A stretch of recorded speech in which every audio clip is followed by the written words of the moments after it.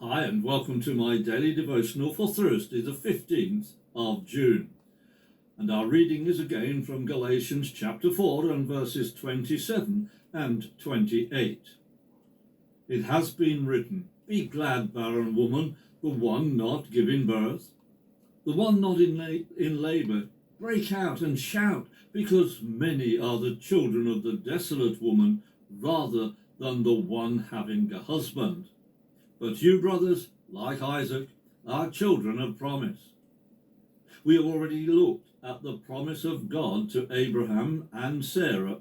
However, Paul also wrote the following words in Romans chapter 9 and verses 8 and 9. This means that Abraham's physical descendants are not necessarily children of God. It is the children of the promise who are considered to be Abraham's children. For God had promised, "Next year I will return and Sarah will have a son." Isaac was that son, and Paul told the Galatians that he is the promise of God to Abraham and Sarah. He had already said that it is Jesus who is the fulfillment of this promise of God by saying that he is the seed of Abraham. Jesus is the seed of promise, and all who put their trust and faith in Jesus are born again into the promise of God. If we belong to Jesus, we are the children of promise. The promise of God is that all the nations of the earth would be blessed by Abraham. That blessing flows through the children of promise of every generation.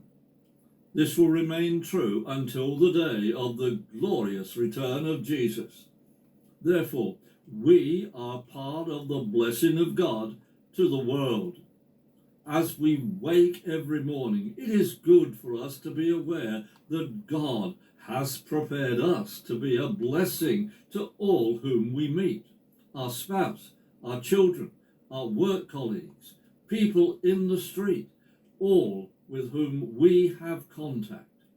And this includes those whom we might contact to voice some complaint for whatever reason. Sadly, we are not always a blessing, and nor do we seek to be. Yet, as children of promise, we have within us the divine DNA of being God's blessing to everyone. Have a wonderful day being God's blessing to others.